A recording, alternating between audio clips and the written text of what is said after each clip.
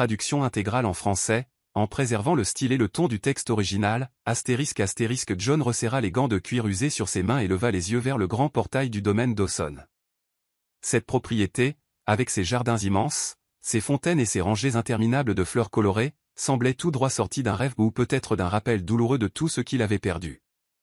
Tandis qu'il avançait vers le jardin dont il aurait désormais la charge, il tenta de refouler la peine qui le suivait depuis 5 longues années. John avait perdu sa femme, Mary, dans un accident de voiture. La douleur le poursuivait comme une ombre, même ici, où il espérait enfin trouver un peu de paix. Travailler dans le jardin, au milieu des plantes, lui paraissait être l'endroit idéal pour reprendre son souffle et peut-être se sentir un peu normal à nouveau. Alors qu'il examinait les rosiers, un mouvement attira son attention. Il leva la tête, plissant les yeux face au soleil matinal. Là, près des roses, se tenait une femme. Elle était de dos, mais quelque chose chez elle le troubla, sa posture, sa façon de tenir son corps, tout lui semblait étrangement familier. Son cœur s'emballa et il se sermonna en silence, « John, ce n'est pas Mary. Ça fait 5 ans. Tu te fais des illusions. » Mais elle pivota légèrement, et la lumière du soleil éclaira son visage. John se figea. Son cœur cessa de battre un instant. Il ne s'agissait pas seulement d'une ressemblance. C'était elle. Chaque trait correspondait à ceux de Mary. Le même visage doux, la même façon de replacer une mèche de cheveux derrière son oreille. Il fit un pas en avant, la voix coincée dans la gorge. « Mary ?» La femme tourna la tête vers lui, leurs regards se croisèrent. L'espace d'un instant, il crut percevoir quelque chose, un éclair de reconnaissance dans ses yeux. Puis elle détourna le visage, l'air soudain insondable. Elle se reprit, marcha vers le manoir comme s'il n'était qu'un inconnu, comme si ce bref échange n'avait rien signifié. Juste avant qu'elle n'atteigne la porte, un homme apparut à ses côtés. Un homme grand, à l'allure fortunée, qui posa doucement la main dans son dos tandis qu'ils entraient ensemble. John ressentit une pointe de confusion mêlée à un espoir qu'il n'avait pas éprouvé depuis des années. Quoi? Qu'est-ce que c'était? Murmura-t-il pour lui-même, fixant la porte close. Incapable de chasser l'image de Mary ou qui qu'elle fût de son esprit, John passa le reste de la journée dans un brouillard. Chaque fleur qu'il taillait, chaque plante qu'il arrosait, lui rappelait sa femme. Il repensa à leurs 10 années de vie commune, à leurs rires, à leurs rêves partagés, et puis à ce jour où tout s'était effondré. Il se souvint de leur dernier voyage, comme si c'était la veille. Il rentrait d'un week-end en amoureux, de ces escapades qu'ils affectionnaient tant, quand brusquement retentirent un crissement de pneus et une lumière aveuglante. Ensuite, le noir complet, et à son réveil à l'hôpital, Mary avait disparu. À présent, des années plus tard, voici qu'apparaissait cette femme, si semblable à Mary, avec la même douceur dans son aura. C'était insensé, mais il savait qu'il devait percer ce mystère. Le lendemain matin, tandis qu'il s'occupait du jardin, il la revit. Elle était assise sur un banc, contemplant les fleurs. Prenant son courage à 2 mains, il s'approcha lentement et s'éclaircit la voix. « Excusez-moi » commença-t-il, la voix légèrement tremblante. « Je ne veux pas vous importuner, mais, est-ce qu'on se connaît ?» La femme leva les yeux, l'air sur la défensive. « Je ne pense pas » répondit-elle d'un ton poli mais distant, avant de détourner le regard comme si elle était mal à l'aise. John sentit son cœur se serrer, mais il n'était pas prêt à abandonner. « Vous me rappelez quelqu'un. » « Quelqu'un qui m'était très cher, » dit-il doucement. Elle le regarda alors, et il crut percevoir une lueur dans ses yeux, mais elle s'effaça aussitôt. « Je suis désolé, » répondit-elle, d'un ton un peu plus doux. « Je ne vois pas de quoi vous parlez. » Avant qu'il ne puisse insister, l'homme de la veille surgit, posant une main protectrice sur son épaule. « Il y a un problème ?» demanda-t-il, le regard posé sur John. John secoua la tête, « Non, pas de problème. Je retournais juste au travail. » Il s'éloigna, la honte et la frustration se mêlant dans son esprit. En s'en allant, il entendit la jeune femme murmurer quelque chose à l'oreille de l'homme, trop bas pour qu'il le comprenne. Il se demanda si elle aussi ressentait un trouble étrange, ou si ce n'était que son cœur brisé qui s'agrippait à un faux espoir. Plus tard, alors qu'il continuait à travailler, l'homme vint le trouver. « Et, le jardinier » lança-t-il d'une voix ferme mais pas hostile. « J'ai vu que tu parlais à ma femme tout à l'heure. » John releva la tête, s'essuyant les mains sur son pantalon. « Oui, monsieur. Je suis désolé si j'ai dépassé les limites. L'homme l'observa un instant avant de reprendre. Ma femme, Alana, ne se souvient pas bien de son passé. Elle a eu un accident il y a quelques années, a perdu la mémoire. Le cœur de John s'arrêta net. Et si c'était vraiment Marie, qui vivait une nouvelle vie sans souvenir de lui? L'homme continua, d'un ton plus doux, elle a déjà beaucoup souffert. S'il te plaît, ne la perturbe pas davantage. Elle a enfin trouvé un peu de paix ici. Puis il s'éloigna, laissant John en proie à un tourbillon de questions. Si c'était vraiment Marie, avait-il le droit de bouleverser sa vie en la forçant à se rappeler un passé douloureux? Ou valait-il mieux la laisser en paix, même si cela signifiait la perdre à nouveau? Au final, John décida de rester au domaine et de continuer son travail, espérant qu'un jour il pourrait lui reparler et peut-être découvrir la vérité.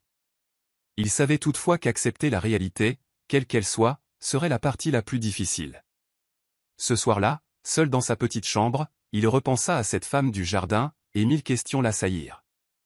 Si elle était Marie, ou si la moindre chance existait que ce fût elle, que signifiait vraiment l'accident?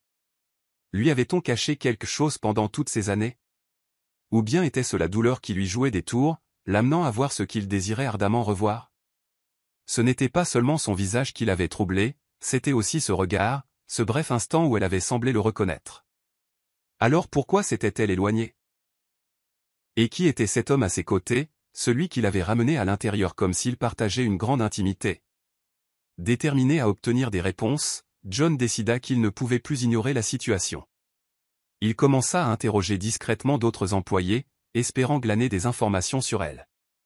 Tous l'appelaient Madame Dawson, ce qui confirma ses craintes. Elle était l'épouse de Stephen Dawson, le riche propriétaire du domaine. Un des jardiniers qui travaillait avec John dans le potager lui confia, Madame Dawson est très réservée, reste surtout dans son coin. Polie, cela dit, et toujours souriante. Un autre ajouta, elle adore passer du temps dans le jardin, surtout près des rosiers. On dit que ce sont ses fleurs préférées. Ce détail heurta John en plein cœur. Les roses avaient toujours été les fleurs préférées de Marie, et c'était aussi pour ça qu'il s'était mis au jardinage après sa disparition, pour conserver ce petit lien. En dépit de ces questions, personne ne semblait en savoir beaucoup sur le passé de Madame Dawson. On aurait dit qu'elle était apparue un jour dans la vie de Stephen, sans antécédent ni explication. Cette énigme rongeait John. Cette nuit-là, John regagna son minuscule cottage sur le terrain, mais n'y trouva pas le réconfort habituel. Il s'assit près de la fenêtre, fixant l'obscurité, l'esprit hanté par sa rencontre avec Madame Dawson. Le sommeil ne vint pas. Quand il finit par sombrer, il fit des rêves de Marie, de son rire, de sa main dans la sienne. Puis surgissaient les images de l'accident, la dernière fois qu'il avait tenté de la toucher et qu'il n'avait trouvé que le vide. Dans son cauchemar, il était de retour dans le jardin, voyant Madame Dawson s'éloigner toujours plus, tandis qu'il s'épuisait à la rattraper. Il se réveilla en sursaut, en sueur, le cœur battant à tout rompre. Il ne pouvait pas continuer à douter de sa raison. Mais l'autre option, accepter que Marie était vraiment morte et que cette femme n'était qu'une inconnue, était tout aussi insupportable. Alors, à l'aube, John prit une décision, il ne pouvait pas rester les bras croisés. Il devait affronter le mystère de front. Qu'elle fût Marie ou non, il lui fallait savoir. Avec un regain d'énergie, John se prépara pour la journée. Ce matin-là, il se rendit dans le jardin dès l'aube, le soleil caressant doucement le domaine.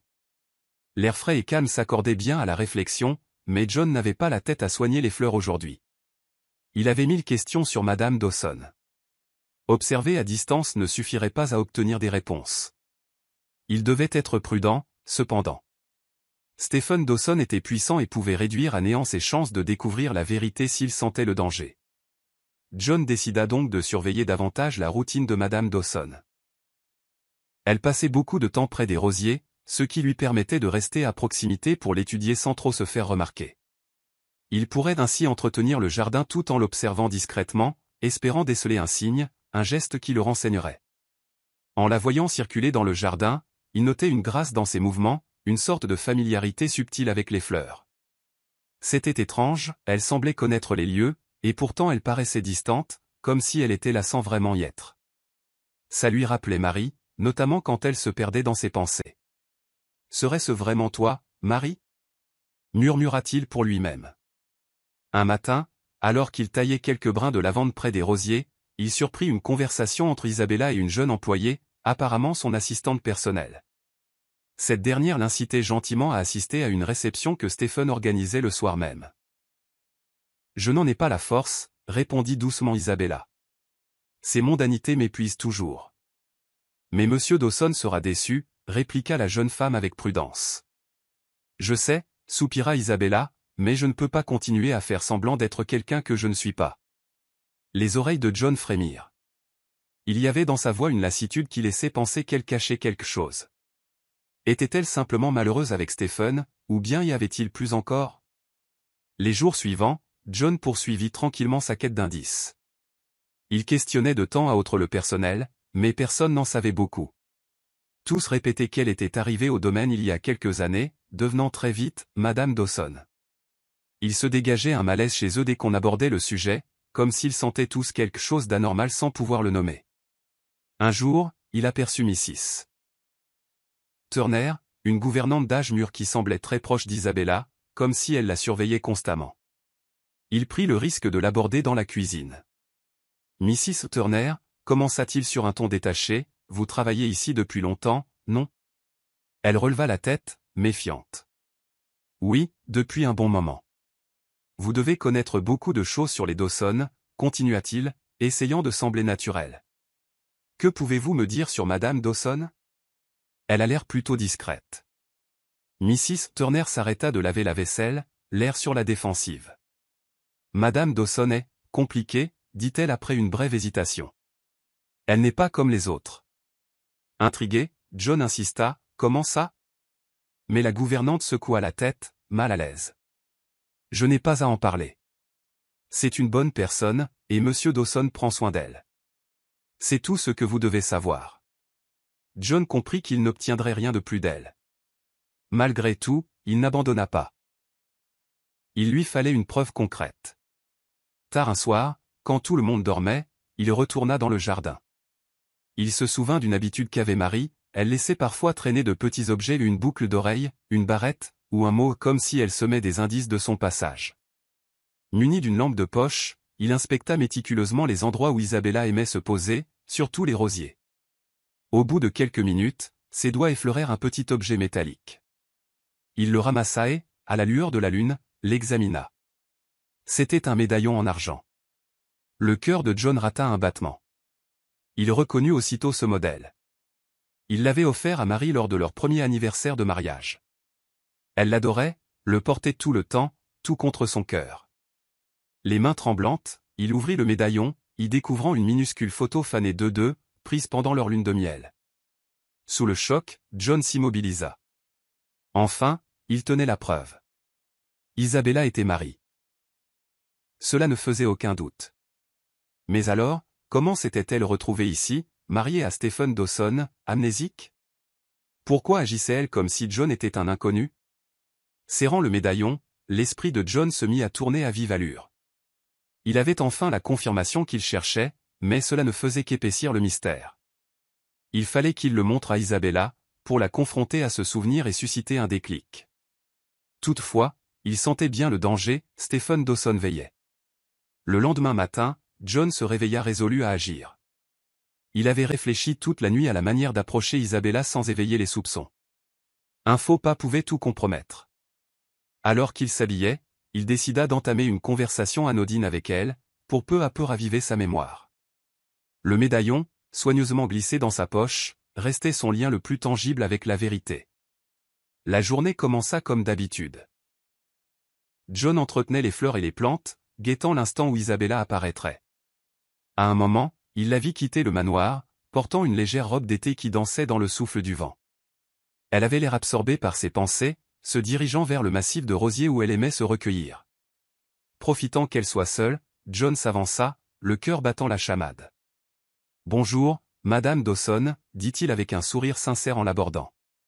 Isabella leva les yeux, un peu surprise, mais elle reprit vite contenance, « Bonjour, Monsieur John. » Pour donner le change, il continua d'un ton léger, « Je suis le jardinier, vous m'avez sans doute déjà vu. J'ai remarqué que vous aimiez passer du temps parmi ces fleurs. Elles sont magnifiques, n'est-ce pas ?» Isabella acquiesça, le regard sur les roses, oui, c'est splendide. J'ai toujours trouvé la paix au milieu des roses. John sentit un pincement au cœur. Marie disait souvent la même chose. Il se risqua à approfondir. Ces rosiers me rappellent un autre jardin où j'ai travaillé autrefois. Il appartenait à une personne très chère à mon cœur. Elle adorait les roses elle aussi. L'espace d'un instant, il crut voir une lueur dans les yeux d'Isabella, comme un écho, puis elle s'estompa, laissant place à un sourire poli. Les roses sont intemporelles, répondit-elle doucement. Elles sont porteuses de tant de souvenirs, n'est-ce pas? John s'accrocha à cette faille, oui, en effet. D'ailleurs, il y a ici un rosier très spécial à mes yeux. Il a traversé bien des épreuves, mais il continue de fleurir avec éclat chaque année. Vous voudriez le voir? Isabella parut hésiter. Son expression révélait de l'incertitude, puis finalement, elle hocha la tête, d'accord. Il la conduisit jusqu'à un coin reculé du jardin, où un seul rosier se dressait, garni de fleurs rouges profondes. Tandis qu'Isabella caressait délicatement les pétales, John reconnaissait dans sa gestuelle une douceur qui lui rappelait intensément Marie. Ce rosier, expliqua-t-il, a été planté par quelqu'un que j'aimais énormément. Elle n'est plus de ce monde, mais chaque fleur éclose me la rappelle. Isabella retira sa main, levant les yeux vers lui. Qui était-ce?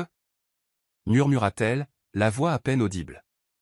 Elle s'appelait Marie, répondit-il, le cœur cognant fort dans sa poitrine. C'était ma femme. Les yeux d'Isabella s'écarquillèrent un instant, et John crut voir des larmes y scintiller, mais elle détourna vite le regard, reculant comme submergée. Je suis désolée pour votre perte, dit-elle d'une voix tendue. John distingua le conflit intérieur dans son regard. Il sentait qu'il l'atteignait, mais ne voulut pas la brusquer. Merci, répondit-il doucement. Ça fait longtemps, mais certaines personnes ne disparaissent jamais vraiment de nos cœurs. Isabella acquiesça, sans rien dire, avant de faire mine de s'en aller, comme si ses sentiments la troublaient. Au même moment, John sortit le médaillon de sa poche. Il y a quelque chose que j'aimerais vous montrer, fit-il, tentant de maîtriser son angoisse. Isabella s'arrêta, un mélange de curiosité et d'inquiétude dans le regard. John ouvrit sa main, dévoilant le médaillon d'argent. Il appartenait à Marie, expliqua-t-il. Elle y tenait énormément. Je l'ai retrouvé ici, dans le jardin. Je me suis dit, peut-être voudriez-vous le voir. Isabella fixa le bijou, son visage impassible. Lentement, elle le prit, ses doigts tremblants en l'examinant. John retint son souffle, sentant que cet instant pourrait briser le mur entre eux. Mais soudain, une ombre tomba sur la scène. John leva les yeux et vit Stephen Dawson au bout de l'allée, l'expression indéchiffrable. Isabella, lança Stephen d'un ton sec. Que fais-tu ici? Surprise, Isabella remit hâtivement le médaillon dans la main de John, le teint blême. J'observais juste les roses, balbutia-t-elle, s'éloignant de John. Le regard de Stephen se plissa, passant de l'un à l'autre. Rentre immédiatement, ordonna-t-il, d'une voix qui ne laissait place à aucune discussion. On attend des invités.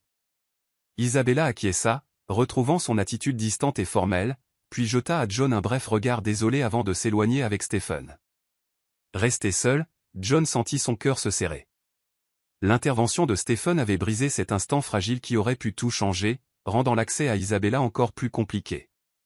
Il serra le médaillon dans sa main, se souvenir de Marie et de la femme qu'il voulait ramener à la vie. Malgré l'incertitude et le danger qui l'attendait, il refusa de renoncer. Il devait trouver un moyen de rallumer les souvenirs d'Isabella, de retrouver sa Marie. Déterminé, il rangea le médaillon et se remit au travail. Les événements du matin tourbillonnaient dans son esprit, l'interruption de Stephen, la réaction d'Isabella, et la preuve irréfutable que le médaillon lui appartenait. Mais l'arrivée brutale de Stephen assombrissait toutes ses perspectives. John comprit qu'il se méfierait davantage désormais, et qu'il devait avancer avec prudence. Au fil des heures, John s'aperçut qu'il ne pouvait plus attendre. Il lui fallait d'autres preuves pour ramener la mémoire d'Isabella. Le médaillon avait failli réussir, il avait entrevu une étincelle dans son regard, mais ce n'était pas suffisant.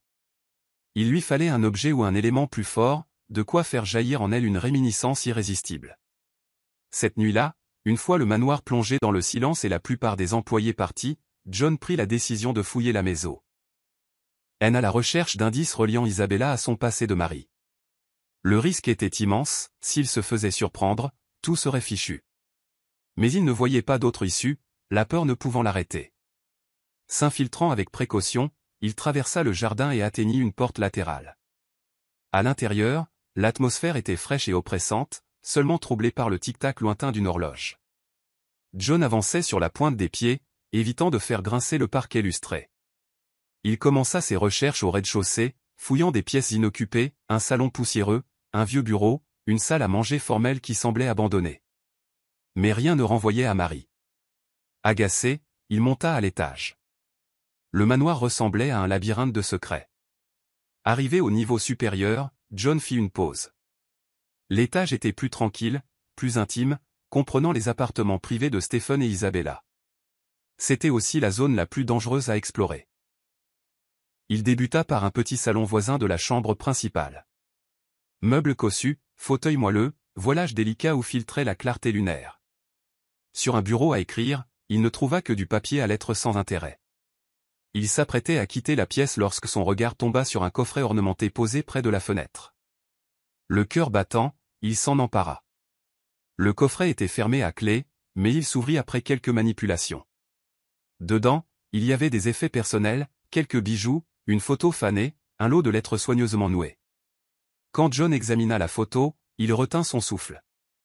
On y voyait Marie ou Isabella dans le jardin, semblant plus jeune, souriante. Au cou, le fameux médaillon retrouvé. C'est la preuve, murmura John. Le médaillon lui appartenait depuis le début. Rien d'accidentel là-dedans. Il saisit une des lettres. L'écriture fine, légèrement inclinée, lui paraissait étrangement familière.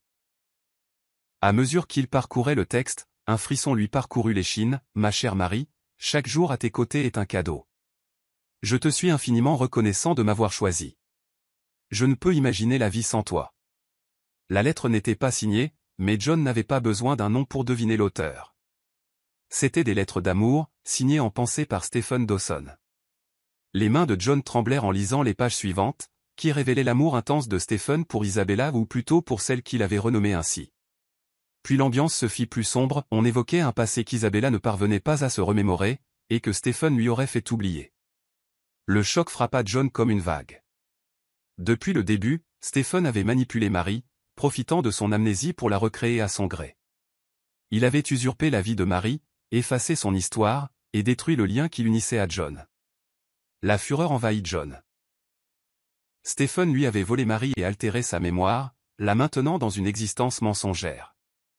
Mais désormais, John possédait la preuve. Il replaça les objets dans le coffret et sortit, la tête bouillonnante. Il voulait aller trouver Stephen sur le champ pour l'obliger à avouer, et libérer Marie de son emprise. Toutefois, il devait agir prudemment.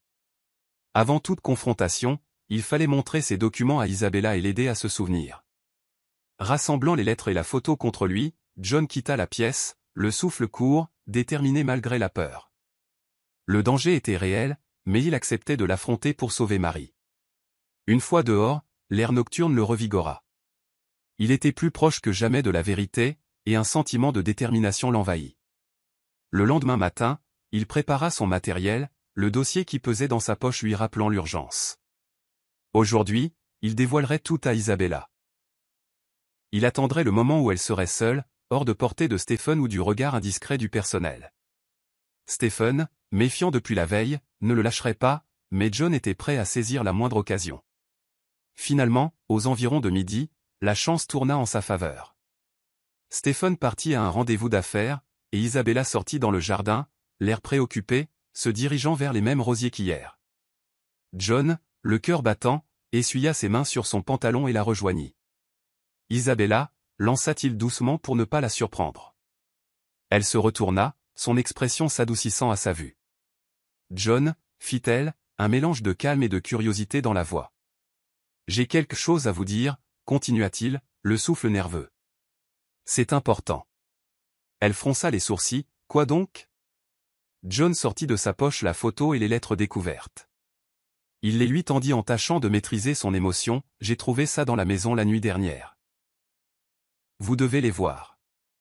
Les traits d'Isabella se crispèrent tandis qu'elle détaillait la photo. Son visage passa de l'incompréhension à une émotion plus profonde. Reconnaissance? Souvenirs enfouis? C'est moi, chuchota TL, la voix faible. Mais, quand cette photo a-t-elle été prise? Je n'en ai aucun souvenir. Le cœur de John bondit. Vous étiez ici, dans le jardin, répondit-il doucement. Vous portiez le médaillon que je vous ai montré hier. Les doigts d'Isabella se crispèrent sur la photo, comme si elle essayait d'y puiser un souvenir. Je ne me souviens pas. Je ne me souviens de rien de tout ça. John lui passa alors les lettres. Elle en ouvrit une, et il la vit se raidir en la lisant, le visage blêmi par le choc. C'est de Stephen, murmura-t-elle. Mais il ne m'a jamais parlé de tout ça. Pourquoi le cacher? Parce qu'il vous ment, Isabella, répondit John d'une voix douce en s'approchant. Il vous manipule, vous faisant croire que vous êtes quelqu'un d'autre. Vous n'êtes pas Isabella. Vous vous appelez Marie, et vous êtes ma femme. Isabella laissa choir les lettres, ses yeux agrandis par la stupeur. Qu'est-ce que vous racontez, dit-elle, ébranlée. C'est impossible. J'ai toujours été Isabella. J'ai toujours vécu avec Stephen. Le cœur de John se serra devant sa détresse, mais il ne pouvait plus reculer. Je sais que c'est difficile à admettre, mais c'est la vérité. Il y a 5 ans, nous avons eu un accident de voiture. On m'a dit que vous étiez morte. Pourtant, vous avez survécu. Stephen vous a trouvé et a profité de votre amnésie pour vous bâtir une nouvelle identité.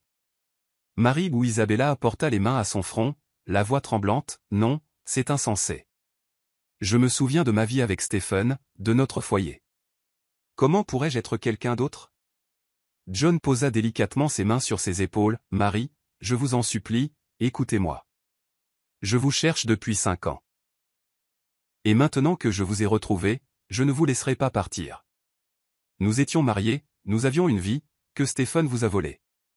Sa respiration s'accéléra, écartelée entre les souvenirs factices imposés par Stephen et la vérité que lui exposait John. Son regard affolé se promena autour d'elle, en quête d'un ancrage. Je ne me souviens de rien, souffla-t-elle, démunie. Comment croire ce que vous dites? John reprit le médaillon, ouvrant à nouveau le pendentif. À l'intérieur, une minuscule photo de leur lune de miel, où ils apparaissaient heureux, si jeunes. Vous souvenez-vous de ça? Demanda-t-il, la voix pleine d'émotion. C'était nous, Marie. Nous étions heureux. On peut retrouver ce bonheur, mais il faut que vous vous rappeliez. Les yeux de Marie s'embuèrent de larmes. Elle tendit la main pour toucher la photo, ses doigts tremblants. J'ai l'impression de me souvenir d'un fragment, articula-t-elle, la voix nouée. Comme un songe ou un souvenir très lointain. John sentit un frisson d'espoir. Oui, Marie, vous commencez à vous souvenir. Ne renoncez pas.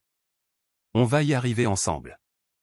Mais alors qu'il croyait y parvenir enfin, des pas lourds résonnèrent. Stephen apparut, le visage déformé par la rage à peine contenue. Qu'est-ce qui se passe ici? Lança-t-il, la voix glaciale. Son regard tomba sur les objets dans les mains de Marie, puis se fit encore plus dur. Qu'est-ce que tu fais, Isabella? Sa voix était cassante, presque menaçante. Marie se détacha de John, déchirée entre la peur et l'incertitude. Stephen, je viens. Tout de suite, ordonna-t-il. Le regard qu'il lança à John était un défi. On doit parler. John eut envie de retenir Marie, de l'empêcher de partir avec Stephen, mais il savait qu'il ne pouvait rien faire. Il n'avait pas le dessus. Impuissant, il regarda Stephen ramener Marie au manoir. Les preuves qu'il venait de lui révéler restaient cependant entre ses mains. Quand ils disparurent dans la maison, John sentit son cœur se nouer. Stephen détenait toujours assez d'emprise pour enfoncer Marie dans ses mensonges, mais John refusait d'abandonner. Il croyait qu'au fond d'elle, la vérité finirait par émerger et qu'elle se souviendrait de sa vraie vie. Seul à présent dans le jardin, entouré de roses, John oscillait entre le désespoir et la résolution. Pour lui, ce n'était qu'une embûche. La bataille pour ramener Marie à la conscience ne faisait que commencer, et il comptait bien la mener jusqu'au bout. Il fit les 100 pas parmi les fleurs, le cerveau en ébullition. Il venait de perdre son meilleur espoir de rallier Marie, qui devait déjà écouter les mensonges de Stephen. Il se sentait prêt à entrer dans la demeure pour briser toutes les barrières que Stephen avait érigées, mais il savait qu'une telle impulsion risquait d'être contre-productive. Il lui fallait un appui, quelqu'un qui connaissait l'intérieur du domaine et la situation réelle, en qui il pourrait avoir confiance. La plupart des employés semblaient loyaux, ou au moins soumis à Stephen, et ignorait l'ampleur des manigances. Puis il se souvint de Mrs. Turner, la gouvernante, qui travaillait chez les Dawson depuis longtemps. Elle savait sans doute plus de choses qu'elle ne voulait l'admettre. Cette nuit-là, quand le manoir fut à nouveau endormi et que chacun était rentré dans ses quartiers, John se dirigea vers la zone réservée aux domestiques. Les couloirs étaient faiblement éclairés, les ombres s'étirant le long des murs. À l'extrémité, il trouva la chambre de Mrs. Turner et frappa doucement. Après un instant, la porte s'ouvrit, révélant une Mrs. Turner surprise. « John ? Qu'est-ce que vous fabriquez à cette heure-ci ? » « J'ai besoin de vous parler, » répondit-il à voix basse. « C'est important. Je peux entrer ?» Elle hésita, le regard soupçonneux, avant de soupirer et de s'effacer pour le laisser entrer. Sa chambre était simple et ordonnée, à son image. « De quoi s'agit-il » demanda-t-elle en refermant la porte. John inspira profondément, cherchant ces mots. « Mrs. Turner, je sais qu'il se trame des choses étranges ici. J'ai vu des éléments qui ne collent pas, et j'ai besoin de votre aide pour comprendre ce qui se passe vraiment. » Elle se renferma, croisant les bras. « Je ne vois pas de quoi vous parlez. Je suis gouvernante, je fais mon travail. »« Je sais que vous êtes plus que ça, » insista John. « Vous êtes là depuis longtemps, vous avez forcément remarqué des choses, entendu des bruits.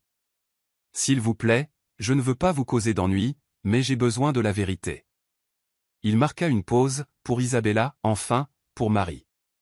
À l'évocation du prénom Marie, l'expression de Mrs. Turner changea. John crut percevoir une lueur dans ses yeux, comme si elle n'ignorait pas tout. Elle se détourna, mordillant sa lèvre, hésitant à parler. Puis elle se laissa tomber sur le bord de son lit et lui désigna une chaise proche pour qu'il s'assoie. « Je n'ai pas toutes les réponses, » admit-elle d'une voix prudente, « mais j'ai suffisamment vu pour savoir que M. Dawson n'est pas celui qu'il prétend être. Il se passe quelque chose d'anormal avec Isabella, ou avec Marie. Je le sens depuis un moment, mais je ne peux pas me permettre d'aller contre mon employeur. » John s'approcha, captivé. « Racontez-moi tout ce que vous savez. » Mrs. Turner acquiesça lentement, cherchant ses mots. « Isabella est arrivée il y a quelques années, comme sortie de nulle part. Un jour, M. Dawson nous l'a présentée comme sa fiancée. Ils se sont mariés en quelques mois. Dès le départ, c'était étrange. Elle ne semblait rien connaître de son passé, comme si elle avait perdu la mémoire. Etage M. Dawson se montrait très protecteur, voire dominateur. Le cœur de John s'emballa au récit. « Je vois. Je n'ai jamais vu de famille ou d'amis à elle, pas la moindre visite. Elle ne parlait jamais de sa vie d'avant. Comme si elle n'en avait pas. Si elle posait des questions, M. Dawson l'éludait ou lui intimait de ne pas s'en faire. Il pouvait être si convaincant. » Mrs. Turner sembla troublée, pourtant, parfois, elle changeait.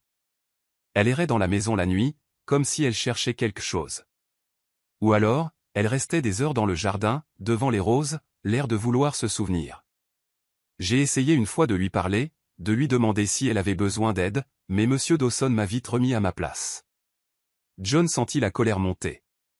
Stephen avait tout manigancé dès le début, maintenant Marie dans l'ignorance de sa véritable identité. À présent que les voiles commençaient à tomber, John était plus décidé que jamais à la libérer. « Merci de m'en faire part, » dit-il, la gorge serrée. « Ça confirme mes soupçons. » Stephen manipule Marie, la privant de son identité. Le visage de Mrs. Turner se radoucit, empreint de compassion. « Je le sentais. Je regrette de ne pas avoir agi plus tôt. Vous m'aidez déjà beaucoup, » la rassura John. Mais il me faudrait une preuve irréfutable pour convaincre Marie que Stephen ment. Après une brève lutte intérieure, Mrs. Turner acquiesça. « Il y a quelque chose. Je l'ai gardé, au cas où. Ça pourrait vous aider. » Elle se dirigea vers un petit meuble dans un coin, ouvrit un tiroir et en sortit un carnet en cuir, qu'elle tendit à John.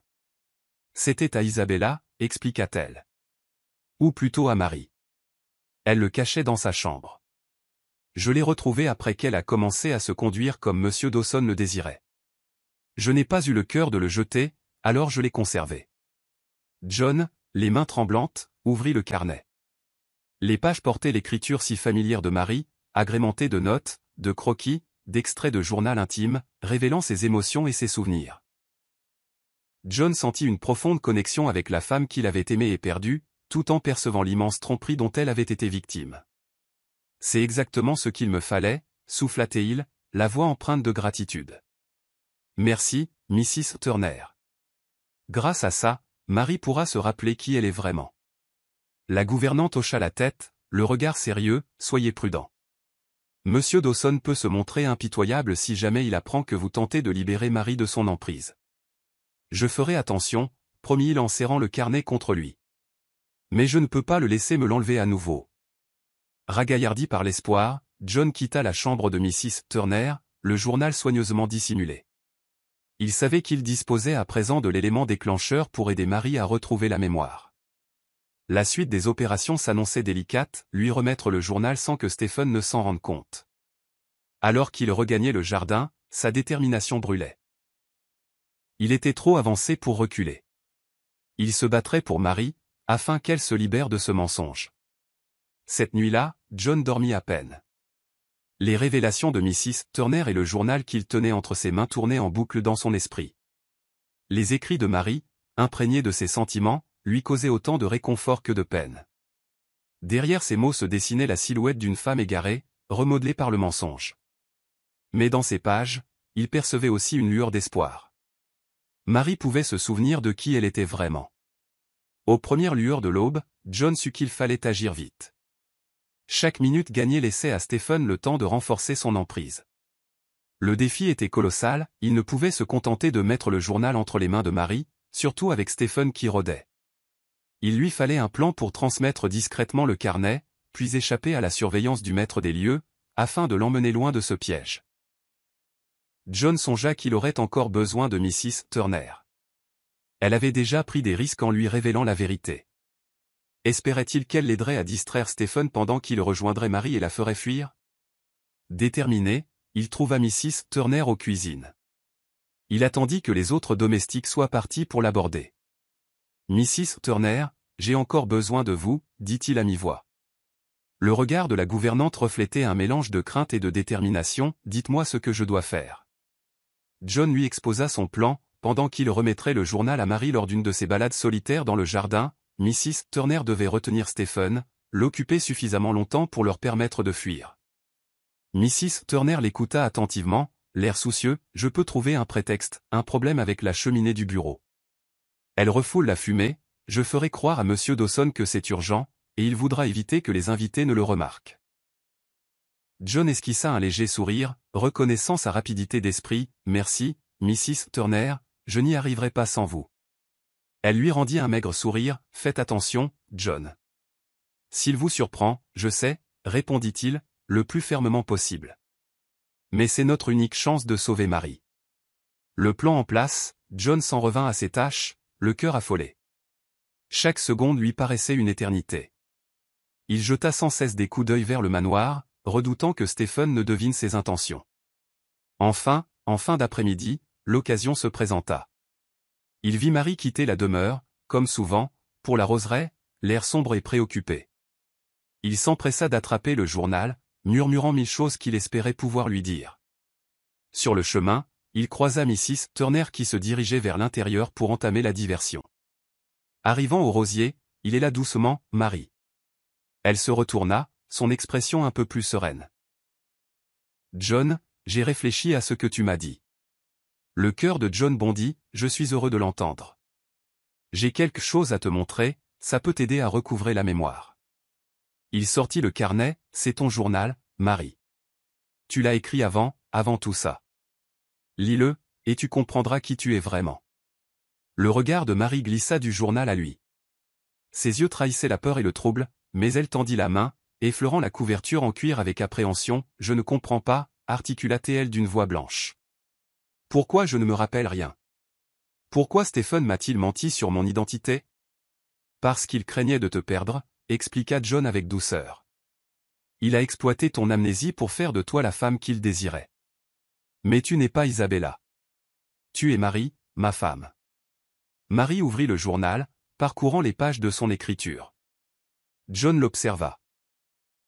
Son visage passait de l'incompréhension à la stupeur, puis à quelque chose de plus profond, rappelant la Marie qu'il avait connue. « Je me souviens de bribes, » murmura-t-elle, la voix secouée. « C'est comme si je me réveillais d'un long sommeil. Tout est flou.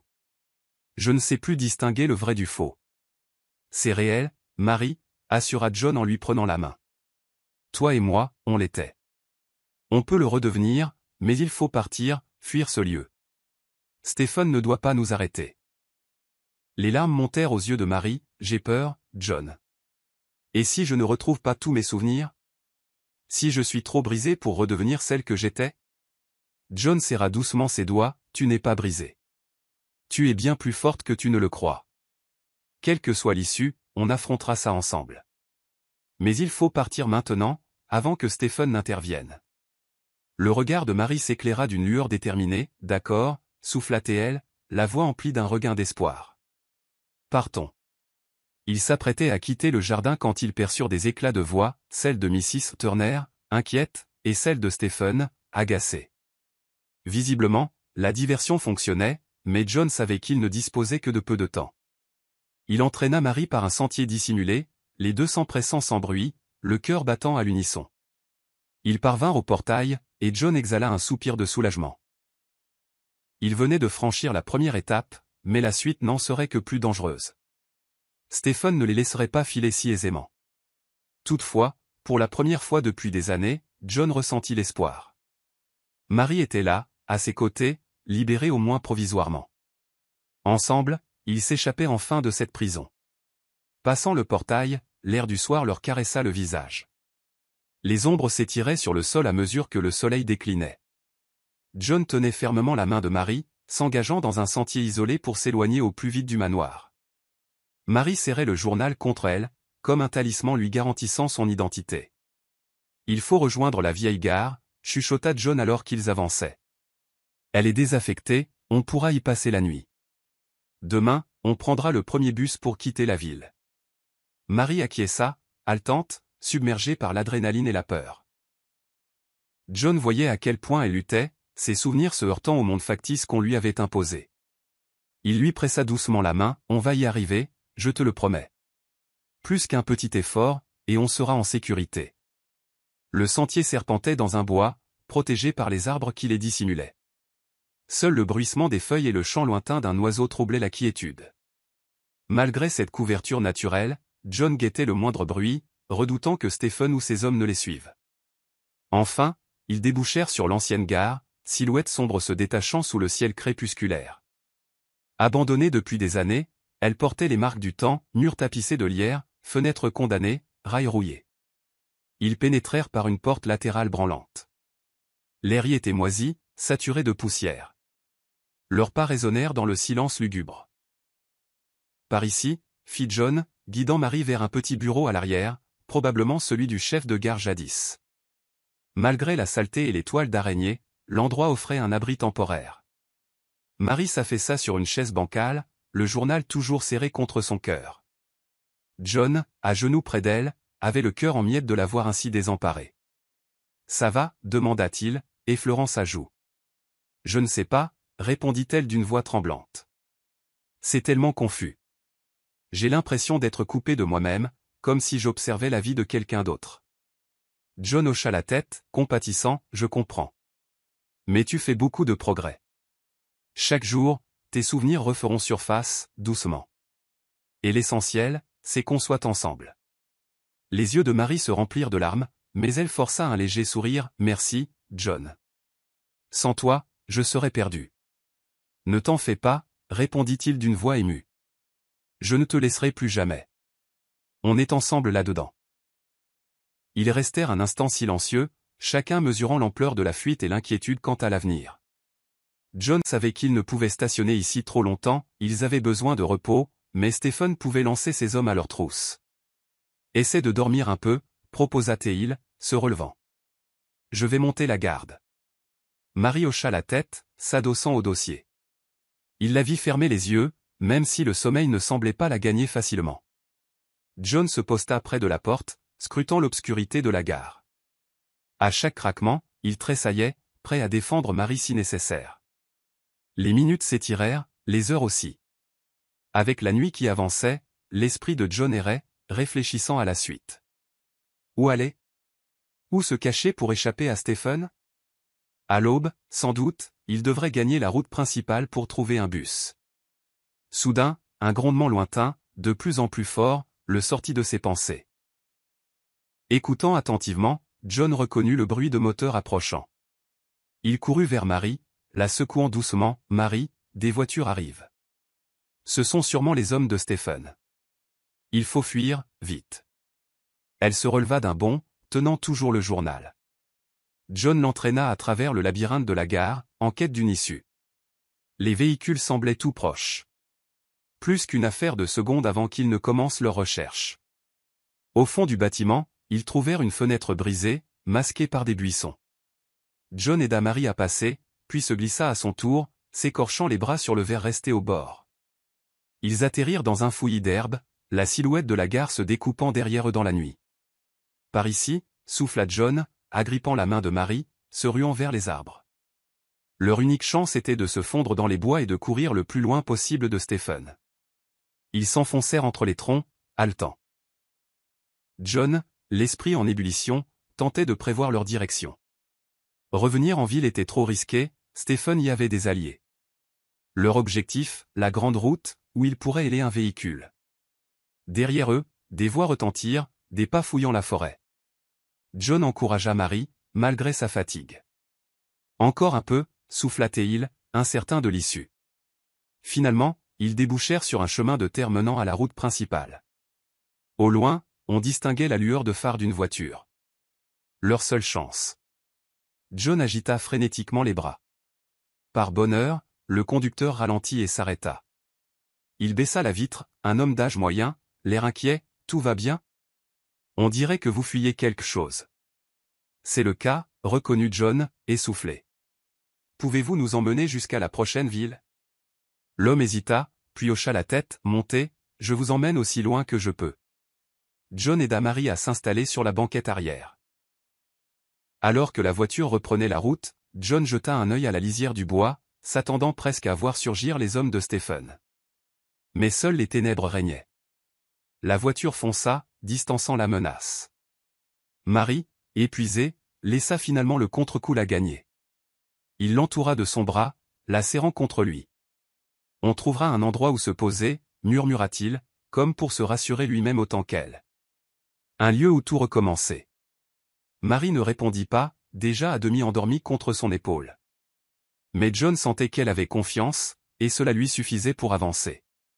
Le chauffeur, un certain Bill, n'arrêtait pas de les observer à travers le rétroviseur, partagé entre curiosité et empathie. « Vous avez des ennuis ?» demanda-t-il calmement. John soupira, ne sachant pas combien confier, on peut dire ça.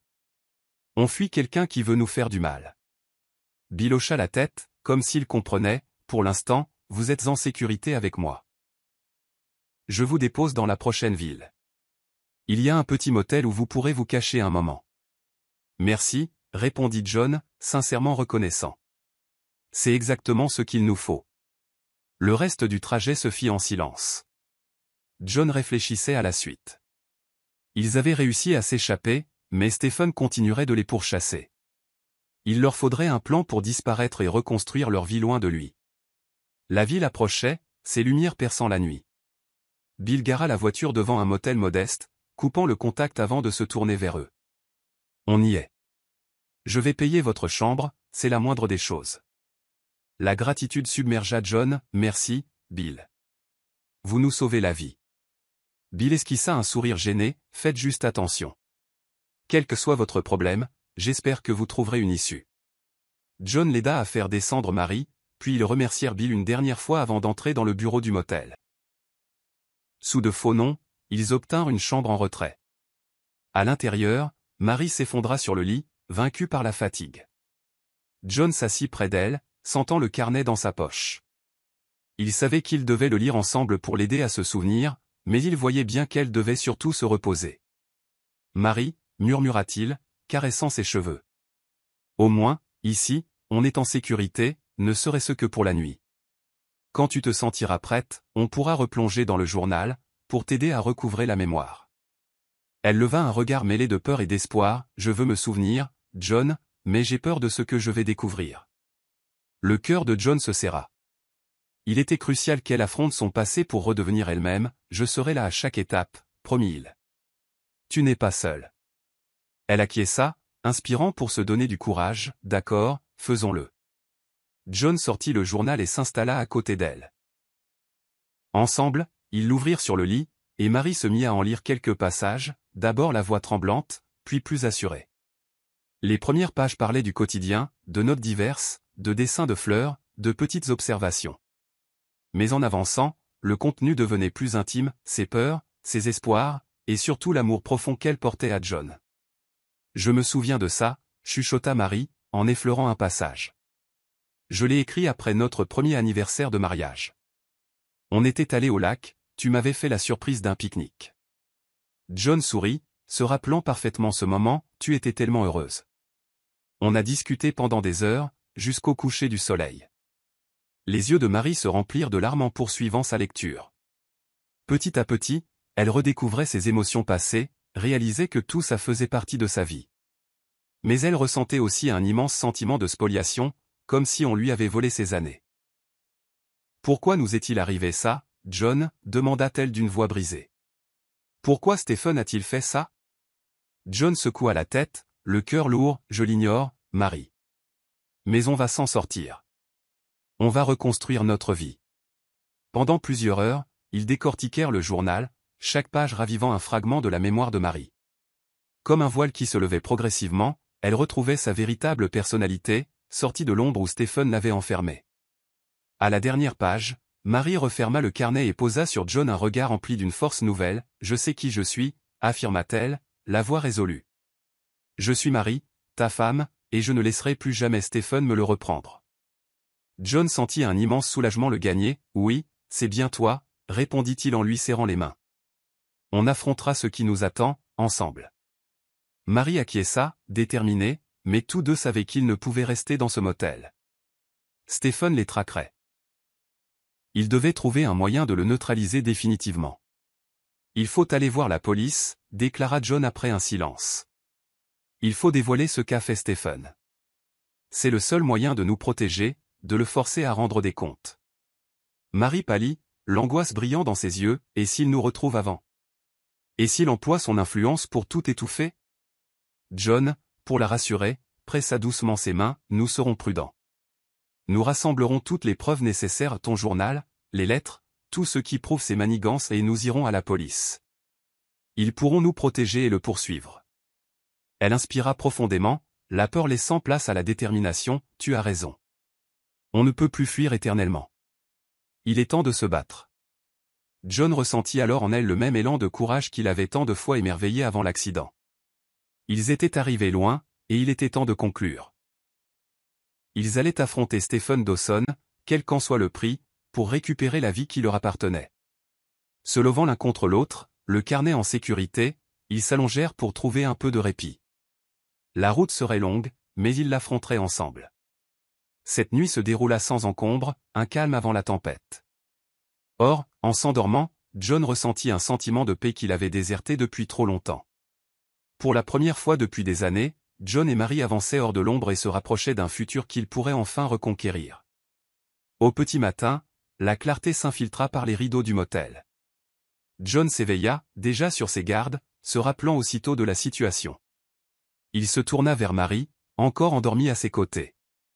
Un instant, il l'observa, admirant sa force et son courage, tout ce qu'il avait fallu pour retrouver son identité. Mais la journée qui s'annonçait serait éprouvante. Ils avaient prévu de tout révéler aux autorités, de faire tomber Stephen.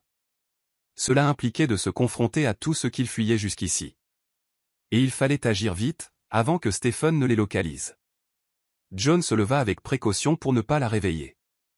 Tandis qu'ils préparaient leurs quelques affaires, Marie s'agita, ouvrant lentement les yeux. Lorsqu'elle aperçut John, un mince sourire déterminé ourla ses lèvres. « C'est aujourd'hui », murmura-t-elle, la voix ferme, bien que John perçût son anxiété. Il vint s'asseoir près d'elle. « Oui, on va en finir, Marie. On va s'assurer que Stephen ne puisse plus jamais nuire. » Elle se redressa, l'air concentré. « Il faut être méthodique. Stephen a des contacts et de l'argent. Il s'en servira contre nous. Il nous faut un dossier inattaquable avant de nous présenter à la police. Je ne veux aucune zone d'ombre. » John acquiesça. « Exact. On a le journal, les lettres, tes souvenirs. Mais il nous faut peut-être une preuve plus directe de ses activités criminelles, quelque chose d'irréfutable. Tu n'as pas une idée? Marie fronça les sourcils, il y a bien une chose. Stephen garde précieusement un objet dans son bureau. Il est très secret là-dessus. Je ne sais pas de quoi il s'agit, mais c'est peut-être crucial. John sentit son esprit s'emballer, tu saurais où il le range? Si on peut l'obtenir, ça peut tout changer. Dans un tiroir fermé à clé dans son bureau, précisa T.L. Il garde toujours la clé sur lui, mais j'ai déjà vu une clé de rechange cachée dans la bibliothèque derrière son bureau. Un frisson traversa John, revenir dans le manoir. Un frisson de peur, oui, mais aussi la conscience que c'était peut-être leur ultime chance de sceller le sort de Stephen. D'accord, dit-il avec résolution. On y retourne, on récupère cet objet, puis on fonce direct au poste de police. Faisons vite et agissons avec prudence. On peut y arriver. Marie hocha la tête, aussi résolue que lui, finissons ce qu'on a commencé.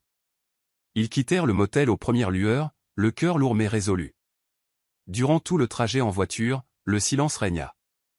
Chacun était concentré sur la tâche à accomplir et sur la peur que Stephen les retrouve. En arrivant à proximité du domaine, John gara la voiture à l'écart, hors de vue. Le manoir se dressait au loin, imposant, rappel brutal du cauchemar qu'ils avaient fui. Ils avancèrent prudemment, dissimulés par la végétation, jusqu'à une entrée latérale.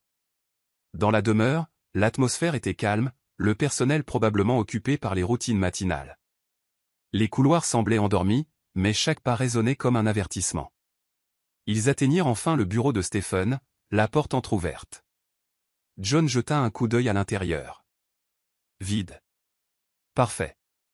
Le large bureau en acajou trônait au milieu de la pièce, symbole de la puissance de Stephen. Aujourd'hui, ils allaient briser ce pouvoir. Marie se dirigea vers la bibliothèque, fouillant jusqu'à trouver la clé cachée. Bien qu'elle tremblât, elle la donna à John avec courage. John, le cœur battant, ouvrit le tiroir. Un léger déclic. À l'intérieur, un dossier épais. Il le sortit, le feuilleta rapidement, puis écarquilla les yeux. Ce sont des relevés financiers, murmura-t-il, bouleversé. Il recense toutes les transactions illégales de Stephen, l'argent détourné, et les pots de vin. Voilà la preuve qu'il nous fallait, Marie. Ça le relie à tout. Marie se pencha, découvrant ces documents incriminants. Son visage se durcit, oui, c'est exactement ce qui va le faire tomber. Mais un bruit les interrompit. Une ombre tomba sur eux. John leva les yeux et sentit le sang se glacer. Stephen se dressait sur le pas de la porte, le visage déformé par la colère. « Qu'est-ce que vous faites » gronda T.Il d'un ton glacial. Sans hésiter, John se plaça devant Marie, cherchant à la protéger. « C'est fini, Stephen. On a tout ce qu'il faut pour te faire tomber. Tu ne t'en sortiras pas. » Le regard de Stephen glissa sur le dossier dans les mains de John, puis se chargea de haine. « Tu crois pouvoir partir avec ça et détruire ma réputation ? Tu es un pauvre imbécile, John. Tu ne sais pas à qui tu t'attaques. » Marie avança d'un pas, la voix vacillante mais courageuse. « Tu m'as tout volé, Stephen. Tu m'as arraché ma vie, mes souvenirs, tu as voulu faire de moi une autre personne. Mais je me souviens maintenant, et je reprends mon existence. Tu vas payer pour tes actes. » Les traits de Stephen se figèrent dans une expression glaciale. John crut un instant qu'il les attaquerait sur le champ. Puis un rictus mauvais apparut. « Vous croyez avoir gagné ? Vous n'atteindrez jamais la police. Je ferai en sorte de vous arrêter avant. » John vit que le temps pressait. Saisissant la main de Marie, il murmura d'une voix fébrile, « Cours, Marie, tout de suite. » Ils s'élancèrent hors de la pièce, Stephen hurlant derrière eux. Le couloir leur parut interminable, le martèlement de leurs pas résonnant à l'unisson de leurs cœurs affolés. John n'osa pas se retourner, concentré sur la porte latérale qui menait dehors. Ils jaillirent sous la lumière du jour, sans s'arrêter. John entraîna Marie vers leur voiture, entendant les pas rageurs de Stephen à leur suite. Il parvint, non sans mal, à déverrouiller le véhicule tandis que Stephen surgissait sur le perron, le visage tordu par la fureur. Ils s'engouffrèrent dans la voiture. John mit le contact et démarra en trombe. Les cris de Stephen s'évanouirent peu à peu dans le rétroviseur, alors que le manoir reculait. Marie serrait contre elle le dossier incriminant. Ils avaient échappé à Stephen, mais restait vulnérable tant qu'il n'avait pas sollicité la protection des forces de l'ordre. John prit la direction du commissariat, le trajet lui parut interminable, chaque seconde lestait de crainte. Mais enfin, ils arrivèrent devant l'immeuble de police. Le cœur battant, ils descendirent et se précipitèrent à l'intérieur, serrant le dossier comme un précieux sésame. « Nous devons voir un officier », déclara John d'une voix fébrile à l'agent de l'accueil. « Nous avons des preuves de crimes graves. Aidez-nous, s'il vous plaît. » Le policier, sérieux, les invita à le suivre dans une salle privée, où ils rencontrèrent un détective. Ils étalèrent tout, le journal de Marie, les lettres, les relevés financiers.